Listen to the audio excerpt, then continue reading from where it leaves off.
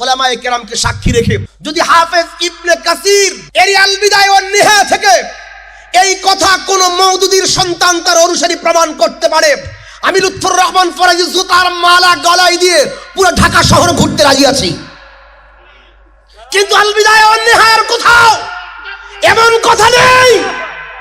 আল বিদায়া one নিহায়ার নামে ইবনে কাসিরের নামে এমন জঘন্য মিথ্যা যেই মওদুদী লিখেছেন এবং তার অনুসারীরা এই বইকে পাঠ্য বানিয়ে সমস্ত নেতা কর্মীদের ঘরে ঘরে বই পৌঁছে দিয়েছে। তাদের জিজ্ঞেস করি, যদি তোমাদের মওদুদী মৃত্যু প্রমাণিত হয় তাহলে তোমরা জুতার মালা গলায় পড়তে রাজি আছো কিনা আমরা একটু জানতে চাই। 171 নম্বর পৃষ্ঠায় হযরতে আমির মুআবিয়া রাদিয়াল্লাহু আনহু, মুআবিয়া তাকে অর্ধেক করে অবশিষ্ট অর্ধেক নিজে গ্রহণ করা শুরু করেন। এর মানে মুক্তিপণের যে টাকাগুলো তিনি গ্রহণ করতেন দিয়তের, এগুলো আমিরে মুআবিয়া নিজে গ্রহণ করা শুরু করছেন। কথা কি বুঝছেন?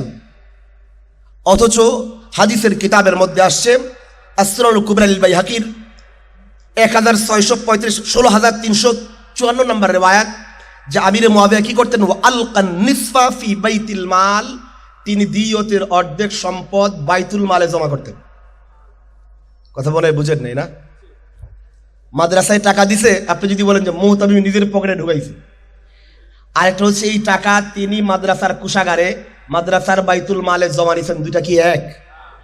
মওদুদী লিখছে যে আমিরে মুআবিয়া কি করছেন, মাল নিজে গ্রহণ করেছেন। শুধু তাই নয়, এইটার এরপরের অংশের মধ্যে লিখেছেন, এরপরের অংশে লিখছেন গনিমতের মাল বন্টনের ব্যাপারেও হযরতে মুআবিয়া রাদিয়াল্লাহু আনহু কিতাবুল্লাহ এবং সুন্নাত রাসূলের স্পষ্ট বিধানের বিরুদ্ধাচরণ করেন। হযরতে মুআবিয়া গনিমতের মাল থেকে স্বর্ণ রৌপ্য তার জন্য পৃথক করে রাখার এবং অন্যান্য মাল শরীয়তের বিধান অনুযায়ী বন্টন করার নির্দেশ দেন। তিনি যেই রেফারেন্সগুলো দিয়েছেন এর মাঝে একটা কিতাব হলো আল বিদায়া ওয়ান নিহায়া। এটা আমি দেখায় শেষ করি। দেখেন কি লিখছেন, গনিমতের মাল আমিরে মুআবিয়া স্বর্ণ রূপা নিজের জন্য রাখতেন। কার জন্য রাখতেন? বলেন না, কার জন্য রাখতেন? রেফারেন্স দিয়েছে আল বিদায়া ওয়ান নিহায়ার 8 নম্বর খণ্ডের।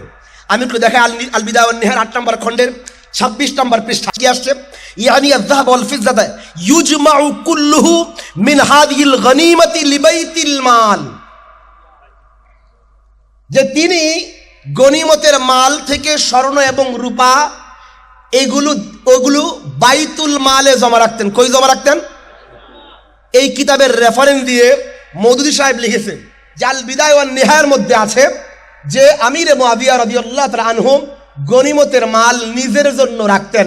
যেই কিতাবের রেফারেন্স দিয়েছে সেই কিতাবে আসছে এই মাল তিনি রাখতেন বাইতুল মালে। কোথায়? অনেক বড় সত্যবাদী না মওদুদী সাহেব? আমি কি পুরা বুঝাইতে পারলাম? তিনি বললেন মুআবিয়া এই মালগুলো নিজের জন্য রাখতেন, কিতাবের রেফারেন্স দিন আল বিদায়া ওয়ান নিহায়া, আর সেখানে আসছে লিবাইতুল মাল, তিনি বাইতুল মালের জন্য রাখতেন। এমন মিথ্যুকের জন্য আমি বলি মৃত্যু পরবর্তী তাকে মিথ্যুক পদবি দেওয়া দরকার। এত বড় জঘন্য মিথ্যা, এত বড় নিকৃষ্ট মিথ্যা। আবার বলে আমরা হব্বে সাহাবার লোক, সাহাবায়ে কেরামকে মহব্বত করি। আরে নবীর জবান যাকে আমিন বলেছেন, আমানতদার বলেছেন, মওদুদী তাকে দিয়ত আত্মসাৎকারী বলল, মওদুদী তাকে নিজের পক্ষ থেকে গনিমতের মাল আত্মসাৎকারী বলল। আমরা বলি মওদুদী মিথ্যুক, আমার নবী সত্যবাদী।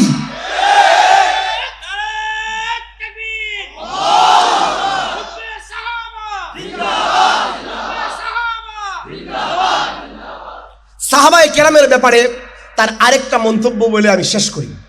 দেখেন মওদুদী সাহেব তার এই বইটার 171 নম্বর পৃষ্ঠা, এটা আমার শেষ রেফারেন্স, 171 নম্বর পৃষ্ঠায় তিনি লিখেছেন যে হযরত মুআবিয়া রাদিয়াল্লাহু তাআলা আনহু এর শাসনামলে আরেকটি নিকৃষ্টতম বেদাত চালু হয়।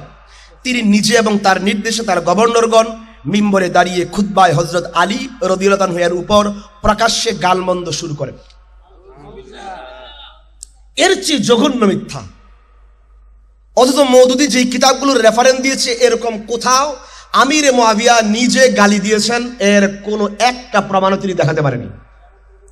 আমি কি বুঝাইতে পারতেছি? না এই কিতাবে আছে, না কোনোদিন দেখাতে পারবে। এর মানে এমন জলজন্তু জঘন্য মিথ্যা একজন সাহাবীর নামে দিল যাকে নবী বলছেন তিনি হাদি, যাকে নবী বলছেন তুমি মাহদি, যাকে নবী বলছেন তুমি ওয়াহদি বিহি, যাকে নবী বলছেন তোমাকে আল্লাহ কোরআনের ইলম শিক্ষা দেন, যাকে নবীজি সাল্লাল্লাহু আলাইহি ওয়াসাল্লাম কবিয়্যুন আমিন বলেছেন, যাকে আমানতদার বলেছেন। মওদুদী সাহেব তাকে খেয়ানতকারী বললেন, মওদুদী সাহেব তাকে আমানতের খেয়ানতকারী বললেন, দিয়তের খেয়ানতকারী বললেন, তিনি গালিবাজ বললেন। আমরা বলি আমিরে মুআবিয়া গালিবাজ নয়, মওদুদী নিজে ছিল গালিবাজ এবং তার অনুসারীরাও গালিবাজ। এই জন্য আমরা বললে তারা দেখবেন যে খুব ওয়াজ করে যে হুজুর একতা চাই, একতা চাই, একতা চাই। এই আমি তাদেরকে প্রশ্ন করি, আমাদের প্রশ্ন হলো একতা বিনষ্ট কে করছে? একতা বিনষ্ট তো আমরা করি নাই। যে এই ব্যক্তি বলে আমি সবাইকে মহব্বত করি, এই ব্যক্তি কি একতা নষ্ট করলো? বলেন বলেন বলেন। আমি সবাইকে ভালোবাসি, আমি একতা নষ্ট করছি? যে এই ব্যক্তি বলে আমি এই হুজুরের ভাল লাগার সব খারাপ, এই ব্যক্তি একতা বিনষ্টকারী। আরে আমরা তো সিনা টান করে বলি, আমরা যেমন আবু বকরকে ভালোবাসি, আমরা যেমন ওমরকে ভালোবাসি, আমরা তেমন আমিরে মুআবিয়াকে ভালোবাসি, আমরা যেমন আম্মাজান আয়েশাকে ভালোবাসি, আমরা তেমন হযরত ফাতেমা জাহরাকে ভালোবাসি, আমরা তো বলি আমরা হযরত হাসানকে ভালোবাসি, আমরা তেমন তালহাকে ভালোবাসি, আমরা যেমন হুসাইনকে ভালোবাসি, আমরা তেমন জুবাইরকে ভালোবাসি। আরে আমাদের কাছে তো ভালোবাসা আছে, মুহাব্বত আছে, সবাইকে উজাড় করে বুকে নেওয়ার মানসিকতা আসে। আমরা ঝগড়া করলাম কিভাবে, আমরা বিভেদ করলাম কিভাবে, আমরা বিভেদ লাগাইলাম কিভাবে, আমরা ঐক্য বিনাশী হলাম কিভাবে? তোমরা ঐক্য বিনাশী হয়েছ ও তোমরা তোমাদের কলমে হযরত ওসমানকে গালি দিয়েছ, তোমরা আমির মুআবিয়াকে গালি দিয়েছ। এর মানে ঐক্য বিনাশী আমরা নয়, তোমরা নিজেই। বিভেদ বিবাদ তারা লাগিয়ে আমাদেরকে ঐক্যের সবক শোনায়, আমাদেরকে ঐক্যের সবক শোনাও। আমাদেরকে ঐক্যের সবক শোনানোর আগে তোমাদের এই জঘন্য নিকৃষ্ট বই আগে নিষিদ্ধ করো। তাদের উচিত ছিল এই বই জামাত ইসলাম এর সমস্ত কর্মীদের কাছে আলাদা লিখিতভাবে পত্র নিয়ে এই কথা বলা যে এই বই লিখে মওদুদী দাজ্জালের কাজ করেছে, চূড়ান্ত মিথ্যুক হিসেবে প্রমাণিত হয়েছে। সুতরাং এই মিথ্যুকের বই নিষিদ্ধ করার সাথে সাথে তার বই সমস্ত দলীয় সিলেবাস থেকে বাদ দেওয়া দরকার। অথচ এই বইকে তারা রাইখা আমাদেরকে সবক শোনায় যে আপনারা কেন তো গরম বক্তব্য দেন, আপনারা ঐক্য বিনাশী, আমরা ঐক্য বিনাশী না, তারা নিজেই ঐক্য বিনাশী।